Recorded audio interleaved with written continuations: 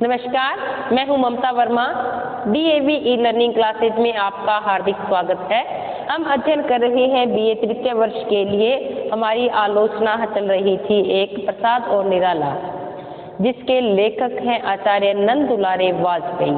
नंद दुलारे वाजपेयी, इनका हम परिचय प्राप्त कर चुके हैं कि आलोचना के क्षेत्र में, आलोचना यानी कि आधुनिक आलोचना के क्षेत्र में इनका महत्वपूर्ण स्थान है। हालांकि जो आलोचना के जो मानदंड निर्धारित करने का जो श्रेय है वो जाता है श्रेय आचार्य रामचंद्र शुक्ल जी को।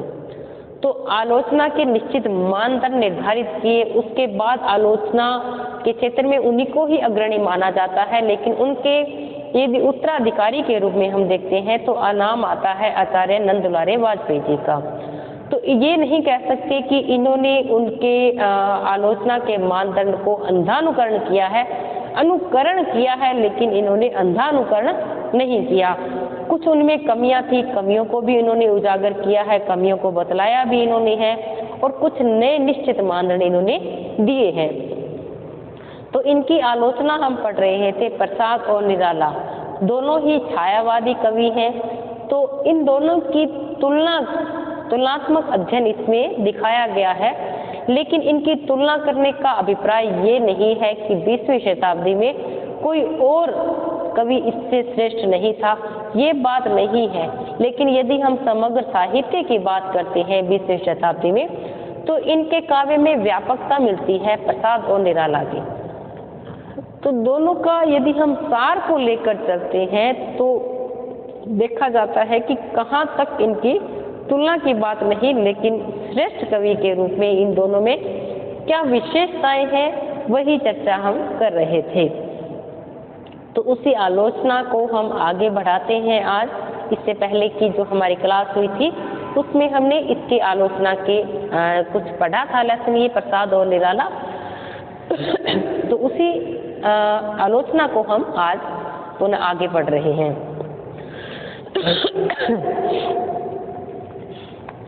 दो अन्य शब्दों का प्रयोग ऊपर किया गया, जीवन अनुभव की व्यापकता और गहराई।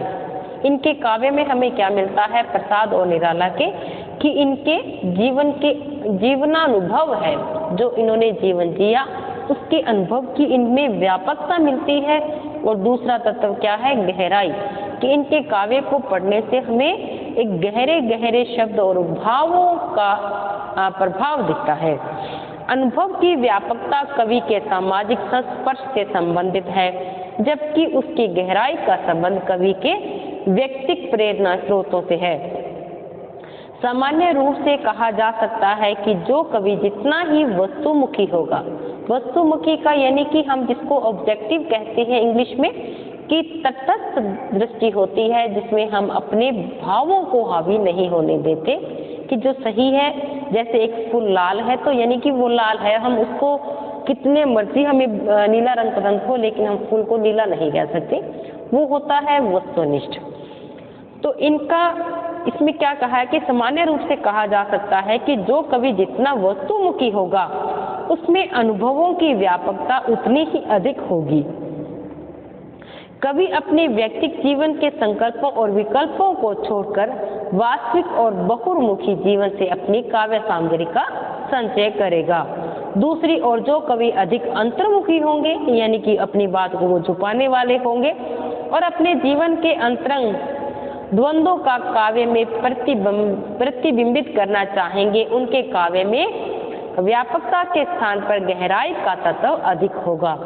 यूं तो विशिष्ट काव्य प्रतिभा इस प्रकार के सभी बंधनों का अतिक्रमण कर जाती है, पर सामान्य रूप से कहा जा सकता है कि काव्य में जीवनानुभव की व्यापकता कवि की वस्तुमुखी दृष्टि पर आश्रित रहती है,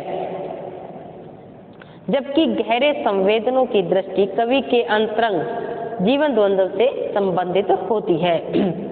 इस दृष्टि से देखने पर काव्य प्रसाद और निराला काव्य के विभिन्न निर्माण स्तर दिखाई देते हैं।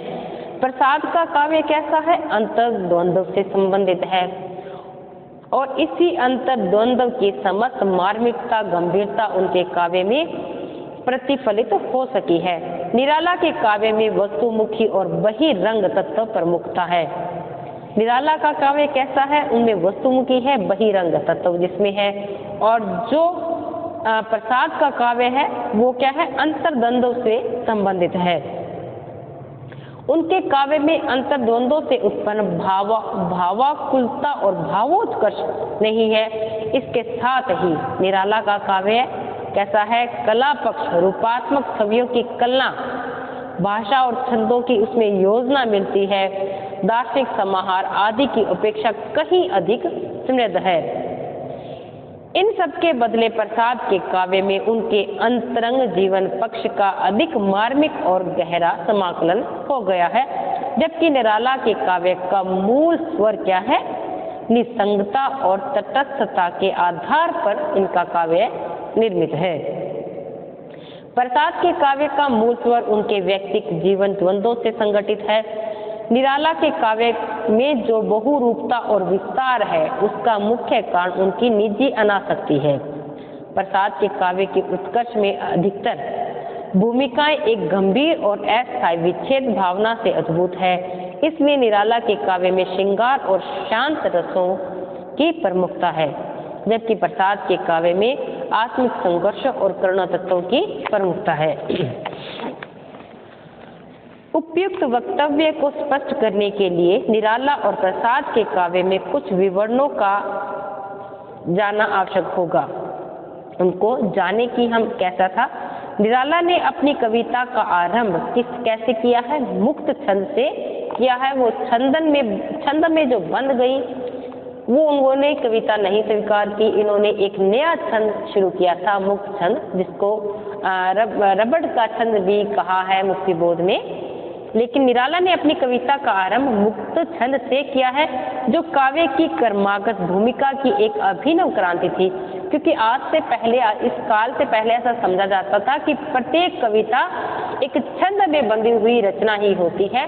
लेकिन निराला ने इस बंधन को तोड़ा है और कहा है कि एक नया छंद चल पड़ा, कौन सा, किस नाम से, मुक्त छंद। एक नई क्रांति आ गई थी। निराला ने उस छंद को जन्म दिया जिस पर आगे चलकर हिंदी काव्य की एक नई सारणी तैयार हुई। इस दृष्टि से निराला का प्रभाव अत्यधिक व्यापक कहा जा सकता है। मुक्त छंद के आविर्भाव के पश्चात निराला ने न केवल छंदात्मक प्रगीतों की सृष्टि की, बल्कि बहुत ही सदे हुए गीत भी लिखे हैं, जो केवल छंद गीत से पाठ्य ही नहीं है, संगीत की भूमिका पर गे भी है। ये नहीं कि एक कहानी की तरह छंद लिख दिए, बल्कि एक संगीत की तरह गे भी हैं, जो गाए जा सकते हैं। इतना ही नहीं, उनके छंदों में बहुत बड़ी विविधता भी है। उन्होंने अनेक छंद प्रयुक्त किए हैं। छंदों में इतनी विविधता में प्रसाद जी नहीं गए। निराला का काव्य जूही की कली से आरंभ होकर भव अर्पण की तरणी तरुणा तक पहुंचा है। श्रृंगार से लेकर शांत रस तक उन्होंने समस्त रस भूमियों का आत्मसात किया है। उनके आरंभिक काव्य में श्रृंगार और वीर रस की भूमिका प्रचुर मात्रा में मिलती है, पर विनय और प्रार्थना के वे गीत भी मिलते हैं, जो आगे चलकर उनके हास्य, व्यंग्य, विनोद के अनेक निदर्शन, कुकुरमुता आदि के रूपात्मक और वस्तु प्रयोग भी उनके काव्य रचना में विद्यमान है। ये सब निराला के भाव विस्तार का परिचयात्मक उदाहरण है कि इन्होंने ये नहीं कि छंदों से मुक्त कर दिया कविता को तो वो नीरस हो गई, बल्कि उसमें एक संगीतात्मक लय भी मिलती है इनके काव्य में, और इन्होंने श्रृंगार से लेकर शांत तक रस तक समस्त जो रस भूमियों को इन्होंने आत्मसात किया है। दूसरी ओर निराला जी की भाषा संबंधी, जो भाषा की यदि हम बात करते हैं निराला की, तो वैविध्य की अनेक रूपरेखाएं प्रस्तुत इन्होंने की हैं। भाषा के क्षेत्र में निराला जी एकदम ही निराले हैं। किस प्रकार से निराले हैं कि उनकी सी भाषा प्रयोग की अबाध गति अन्यत्र दिखाई नहीं देती। जैसी गति उनमें दिखाई देती है वैसे किसी और के काव्य में हमें दिखाई नहीं देती है। आरंभ में उन्होंने संस्कृत हिंदी मिश्रित गतिशील और परिष्कृत काव्य के उदाहरण इन्होंने उपस्थित किए हैं। कहीं इस परिनिष्ठित भाषा में संस्कृत पदावली का बाहुल्य है, तो कहीं इन्होंने हिंदी की ठेठ पद रचना में अपना विशेष वैभव दिया है। आगे चलकर निराला जी अपने उदात्त काव्य के लिए अधिक संस्कृत प्रचुर शब्दों का प्रयोग करते हैं। संस्कृत निष्ठ हिंदी के लिए प्रसिद्ध इनकी रचना है राम की शक्ति पूजा, जो बेहद ही लोकप्रिय रही है और बेहद ही सुंदर वो रचना है। आप भी कभी पढ़कर देखना, राम की शक्ति पूजा, जिसमें संस्कृत निष्ठ भाषा का प्रयोग निराला जी ने किया है। एक और रचना है इनकी तुलसीदास आदि में देखते हैं उन्होंने हिंदी और उर्दू का भी सम्मिलित प्रयोग का पथ भी अपनाया है। ये नहीं कह सकते कि संस्कृत निष्ठ हिंदी है जो पाठकों को थोड़ा एक बोरियत का महसूस करवाती है, तो इन्होंने हिंदी उर्दू मिश्रण का भी प्रयोग किया है। यद्यपि इस दिशा में वो बहुत दूर तक आगे नहीं गए। अपनी काव्य रचना में अंतिम वर्षों में उन्होंने फिर एक नई काव्य भाषा का प्रतिमान निर्मित किया, जिसमें ठेठ हिंदी की सरलता है, विशदता है और उक्ति सामर्थ्य है, यानी कि एक बात को एक छटाक से कहने की एक सामर्थ्य इनमें मिलती है। इन हिंदी भाषा प्रयोगों में निराला जी का इतना अधिकार रहा कि उनकी कृतियों में कहीं भी अशक्तता दृष्टिगत नहीं होती, बल्कि कहा जा सकता है कि उन्होंने शब्द चयन और वाक्य योजनाओं की क्रमागत भूमिकाओं का नया विस्तार दिया है। कुछ वर्ष पहले जो निराला काव्य की क्लिष्टता कही जा सकती थी, आज वह ही उनका ऐश्वर्य बन गया है। जो मानते थे कि इनकी भाषा क्लिष्ट है, समझने में हमें दूर लगती है, लेकिन आज ही उनकी एक सुंदरता का प्रतीक बन गया है। उनकी भाषा की चार चांद जो लगते हैं। काव्य रूपों के क्षेत्र में काव्य रूप कैसा है इनका? काव्य रूपों की यदि हम बात करते हैं तो निराला का काव्य अत्यधिक समृद्ध है। उन्होंने सुविन्यस्त गीत हिंदी काव्य में विरलता से उपलब्ध होंगे, छोटे प्रगीतों में, जिनमें अनेक मुक्त छंदों में लिखे गए हैं। निराला का कौशल दर्शनीय है।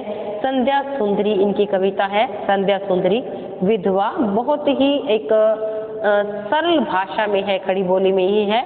भिक्षुक आदि इनकी प्रारंभिक प्रगीत अनवीति के उत्कर्ष उदाहरण है। दीर्घ प्रगीतों में भी निराला की अबाध गति रही है। यद्यपि इस क्षेत्र में कुछ प्रगीत वर्णनात्मक और इतिवृत्त प्रधान है। स्रोत स्मृति इनकी कविता है, जो कि लंबी कविता है। दीर्घ प्रगीत का श्रेष्ठतम और सफलतम उदाहरण इनका मिलता है। दीर्घ प्रगीतों से और भी आगे बढ़कर निराला जी की एक कविता है राम की शक्ति पूजा और तुलसीदास जैसे प्रबंधाभास कविताएं कहलाती हैं। यानी कि ये कविताएं कैसी हैं जो प्रबंध काव्य का आभास कराती हैं, लेकिन ये प्रबंध काव्य नहीं है। इन प्रबंधों का विन्यास काव्य रूप की दृष्टि से इतना सधा हुआ है कि उनमें प्रगीत की समस्त अवनति भी उपलब्ध हो जाती है। फलतः समीक्षकों ने यह भी निर्णय नहीं किया कि रचनाएं प्रबंध की श्रेणी में रखे जाएं या फिर इनको दीर्घ प्रगीत माने जाए, यानी कि लंबी कविता इनको माना जाए। अब बात करते हैं इनकी कला पक्ष की। कला पक्ष की इस समृद्धि के साथ हम निराला के भाव जगत में प्रवेश करते हैं कि इनके भाव कैसे हैं, तो हमें प्रसन्न, स्वस्थ और उदात्त भाव लोक के दर्शन होते हैं। इनमें एक सामाजिक क्रांति का स्वर भी इनमें मिला हुआ है। निराला काव्य में यह क्रांति भावना उन्हें एक प्रगतिशील कवि का महत्व देती है, क्योंकि हमने अभी बात की थी कि ये छायावादी कवि हैं, लेकिन इसके बाद में जब प्रगतिवाद आता है तो प्रगतिवादी कविताएं भी इनके काव्य में हमें दिखाई देती हैं। सामाजिक भूमिका पर नारी और पुरुष की समानता पर पूरा प्रत्यय उनके काव्य में पाया जाता है। बाह्य वैषम्यों के प्रति उनका दृष्टि विद्रोहात्मक है। अपने प्रगतिशील स्वर में निराला की काव्य चेतना समसामयिक सभी कवियों से प्रखर मिलता है। उनकी श्रृंगारिक भावना में किसी प्रकार की व्यक्ति कुंठा या खिंचाव नहीं है। बहुत ही सात्विकता से उन्होंने श्रृंगारिकता की रचना की है। निराला के श्रृंगारिक चित्रों में स्वस्थता का गुण सर्वत्र पाया गया है। कदाचित इस स्वस्थता के कारण ही निराला छायावादियों की एकांतिकता की ओर नहीं गए। उन्होंने वीर, शांत और हास्य रस की भावानुभूतियों का परिदर्शन किया है। निराला इस युग के प्रशस्त और उदात्त भावना के कवियों में अन्यतम कहे जा सकते हैं। तो ये तो हुई निराला की जो कला पक्ष है, भाव पक्ष है, इनका काव्य रूप कैसा है, इनकी भाषा कैसी है, इनके भाव कैसे हैं, इनकी बात हुई। तो आज अब हम बात करते हैं जयशंकर प्रसाद की। कि उनकी काव्य की तुलना के क्षेत्र में दोनों कहाँ अपना स्थान बनाते हैं। तो जयशंकर प्रसाद का काव्य व्यक्तिक वेदना की मूल स्रोत से समन्वित है। इस वेदना की गहराइयों के अनुरूप ही प्रसाद जी का काव्य का विकास क्रम देखा जा सकता है। उनकी आरंभिक रचनाओं में इस वेदना के कुछ अस्पष्ट चित्र दिखते हैं, परंतु उनकी एक कविता है आंसू लहर कमाई, इनकी रचनाएं प्रमुख हैं। तो आंसू में प्रसाद जी ने व्यक्तिक वेदना को पूरी तरह से निरावृत कर दिया है। रूप वर्णन की जो विशिष्टता प्रसाद में पाई जाती है अन्यत्र दुर्लभ है। इंद्रिय संवेदनाओं की मूल भूमिका से उचित होकर प्रसाद जी का रूप वर्णन रहस्यवादी ऊंचाइयों तक पहुंचा है। प्रेम और सौंदर्य के शारीरिक उपादानों से लेकर अतिशय आध्यात्मिक भाव स्तर पर ले जाने का श्रेय प्रसाद जी को ही दिया जाता है। प्रेम और सौंदर्य की समग्रता प्रसाद, प्रेम और सौंदर्य की यदि हम संपूर्ण योग देखते हैं तो प्रसाद की कौन सी रचना देखेंगे?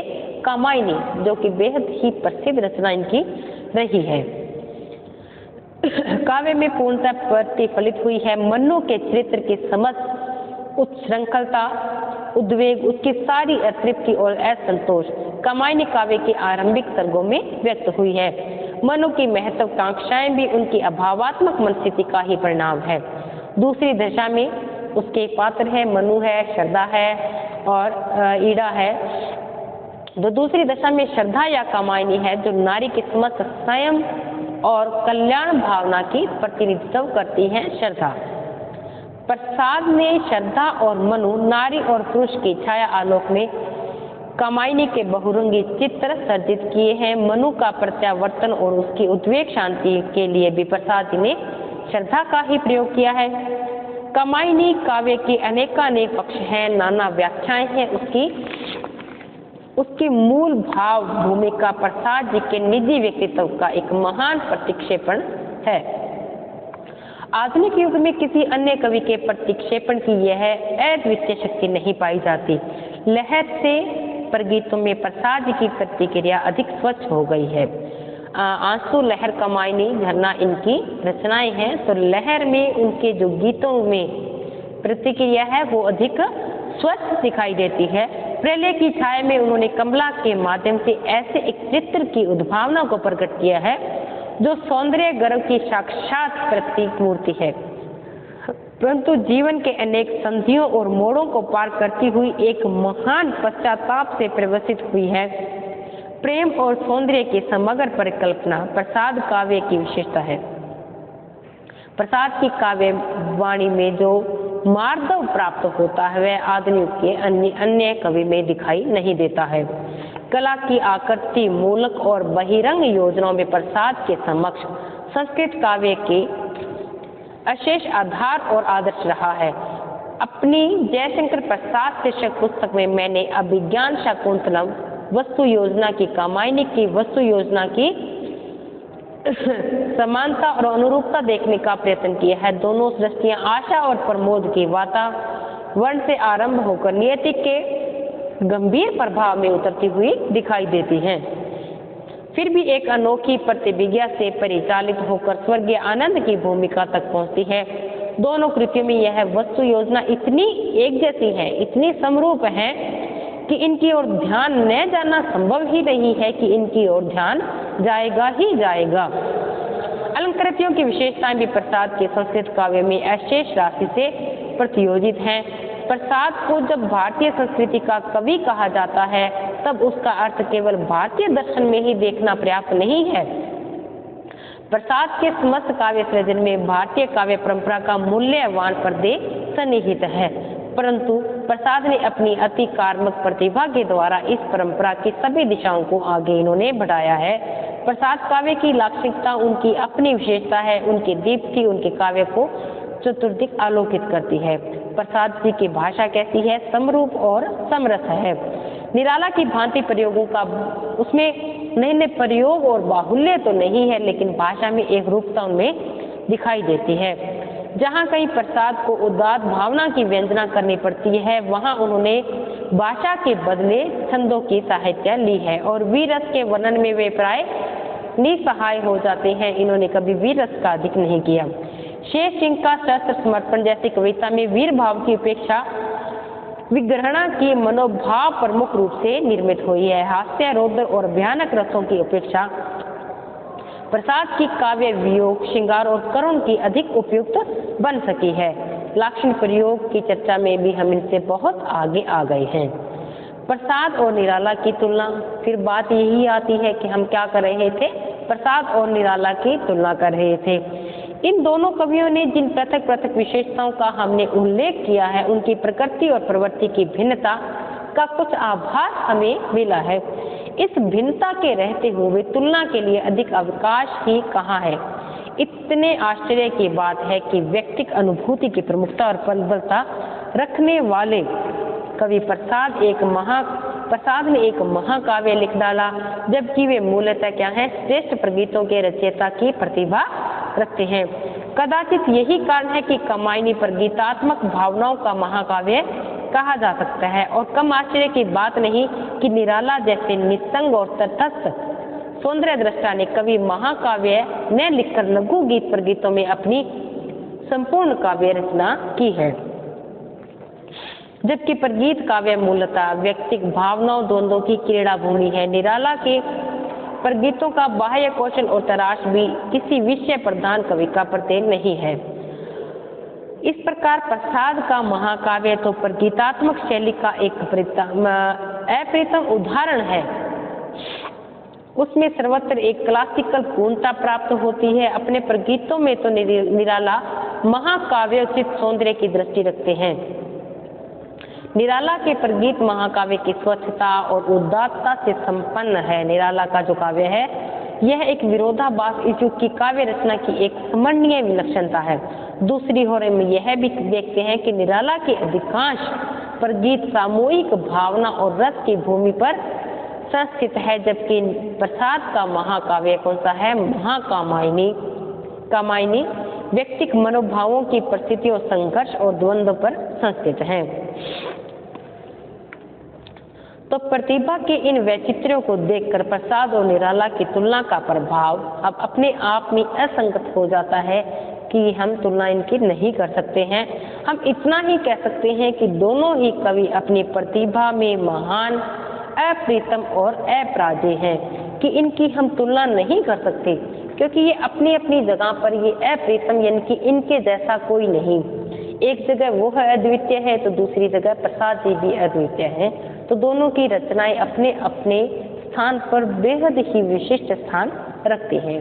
तो ये तो हुई आपकी आलोचना प्रसाद और निराला। ये दोनों ही अपने क्षेत्र में छायावाद कवि हैं और अपना महत्वपूर्ण स्थान ये रखते हैं। आचार्य नंद दुलारे वाजपेयी की ये आलोचना थी। तो इसके बाद आज ये अपनी आलोचना यही समाप्त होती है। तो हम मिलेंगे अगली क्लास में नई आलोचना के साथ। तब तक के लिए धन्यवाद।